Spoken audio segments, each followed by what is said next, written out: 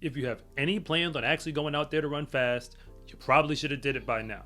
Though I paid attention to the entire meet. And no, I don't have the time to get into every single performance. But you deserve to know what actually happened.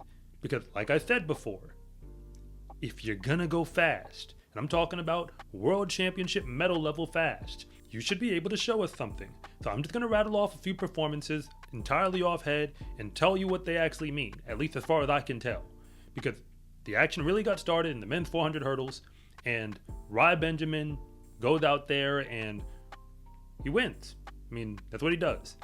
I mean, he just won his last Diamond League race at 400 hurdles, even though he lost the 300 hurdles to Karsten Warholm.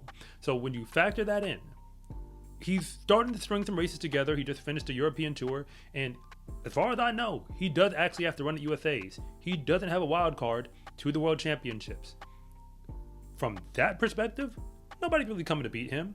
And the field he just got, I mean, they tested him more than what I expect him to get. I mean, between now and the Worlds, I mean, we really got a World Championship preview already. Because when he faced off with Alison Dos Santos and Karsten Warholm, I mean, that's who we expect to see on the podium. I've seen no evidence throughout all of 2025 that the medals are going to go to anybody who's not them, assuming they're healthy, which is what we all want.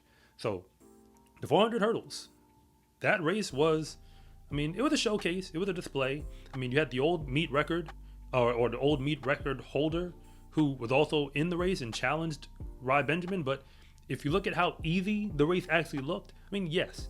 I mean, it was close on the clock, but that's just on the clock. If you actually watched it, Rai Benjamin more or less had that one in his pocket from start to finish. From there, you move on to the men's 110 hurdles, because we finally got to witness the comeback of Grant Holloway, because he's been out with injury for a period of the past few weeks. The injury first happened on the Diamond League, but in this field, I mean, when you consider the personal best of everybody who's in that field, and this is a talented field between Trey Cunningham and, Dylan Beard, who, as far as I can tell, anytime they have hurdles, that man shows up to race and gives you what he has. I mean, Grant Holloway is the only man who has a PR that is faster than 13 flat. And he's 100th off of the world record at 1281. Like, that's the gap between Grant Holloway and everybody else. And when the gun goes off, he looks like he's going to run away with it, but things don't actually go according to plan. Somewhere around the middle of the race, maybe hurdle 6, hurdle 7, Trey Cunningham and Dylan Beard start to get away from him. And when the dust settles, Grant Holloway's not even in the top 3 anymore.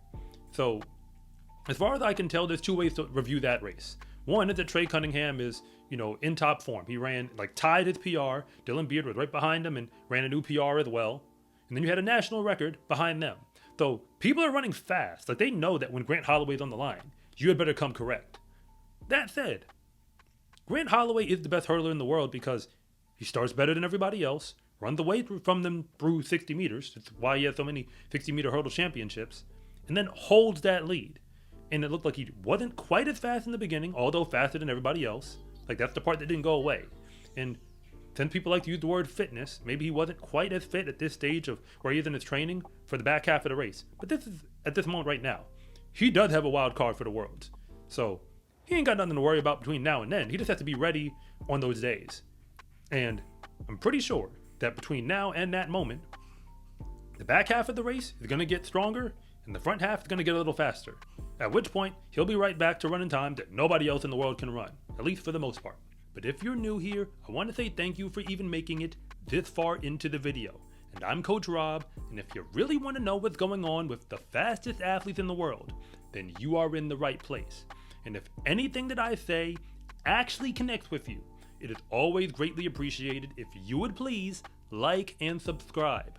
But if I don't, just let me know in the comment section, because I try to read them all. I do have to comment on the women's 200 meter dash, because even though we didn't have Gabby Thomas in the field, or even Melissa Jefferson Wooden, women who we just thought Grand Slam track, instead you had Anavia Battle, who's basically been the queen of the Diamond League as far as actually ending up in the winner's circle.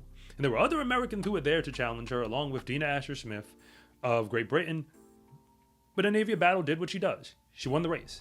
So now that's 4 wins on the Diamond in the 200. She's been the most dominant sprinter in that event. She even beat Sharika Jackson earlier this year. For what it's worth. Again, I get it.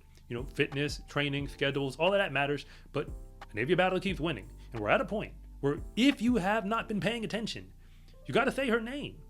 Because if this is where she is now, Anavia Battle has been on Team USA in the past. She might be this year's Brittany Brown, who happened to be in this race. When I say that, I mean the woman who nobody really was checking for, forgot how good she actually was because she made Team USA some years ago. And now, she doesn't just make Team USA, she takes care of business. So much so where after Gabby Thomas and now Melissa Jefferson Wooden, who told us that she's going to be running the 200 at USA's, there's really only one more spot available, the way those two women have been looking. Now, just going off of victories, because Tamari Davis is going to be a factor, and for all we know, Sha'Carri Richardson is going to run the 200 at USA's again, for all we know. I mean, maybe she does, maybe she doesn't, but Anavia Battle is right there. Like, there's tiers to this, because there's going to be some people in that final who are not going to go top 3, and they know it, and just about everybody else who's watching knows it. But Anavia Battle actually believes she can be on that team, and believes she should be in the World Championship final. And it's hard to tell her no when you're seeing these types of races consistently now. It doesn't seem to matter whom they put in the fields. At least for right now, she continues to be all the way out in front. But I do have to also address the women's 400, because Marilady Paulino did what she does. She wins. Again. It was her versus Salwa Eid Nasser, the same matchup we've been watching at Grand Slam track now for a while. And aside from that first one where Nasser went crazy in the 4, Paulino's been in front now. And we were hoping to see them run next week, but I guess we got it rescheduled and got to see it here at this Paris Diamond League. But Paulino is the Olympic gold medalist for a reason, and I don't expect her to lose any more races this year. I mean, she basically went undefeated last year in the 400, and even though she started off with a loss, like I said, that was then. This is now. So, I mean, the Diamond League stage is clearly, she's more than fine, opening up this year. Because Nasser actually went to the Diamond League without Paulino, was winning races when she wasn't there, but apparently things change. Of course, there are other athletes who I could shout out. I mean, shout out to Grace Stark in the 100 hurdles, taking care of, a high-quality field. We have Jamaican national trials coming in a week. So, for that reason, I mean, there's a lot of crazy things going on in Jamaica in terms of who's even going to be able to represent their team going forward. And, that's not a conversation I'm going to get into right now. I mean, shout out to Anderson Emerald of the final leg. You can go, check out the video he has on, kind of some of the things going on there between Jamaica and Turkey. And, it's a very wild situation. But fundamentally speaking, this weekend, when it comes to pro track, Diamond League in Paris is really where it's at. And with the amount of days between now and the World Championships continuing to get smaller and smaller, you probably should have figured out how to run fast yesterday. Because the pace is going to be the pace. Either you're going to move with it, or you're going to get left behind. And all of these athletes are letting us know that they are not waiting for anyone. In the sport of track and field, race day is honestly the easy part, because all of the real work gets put in when nobody is watching. When you wear every day is training day gear, you can let the whole world know that your success in competition is not an accident. Order yours at scarecruiting.com/shop. Or use the link in the description below, and it always comes with free shipping. It's a huge support to me and this channel, so I can continue to make you more content like this. And remember, it is always greatly appreciated if you would please like and subscribe.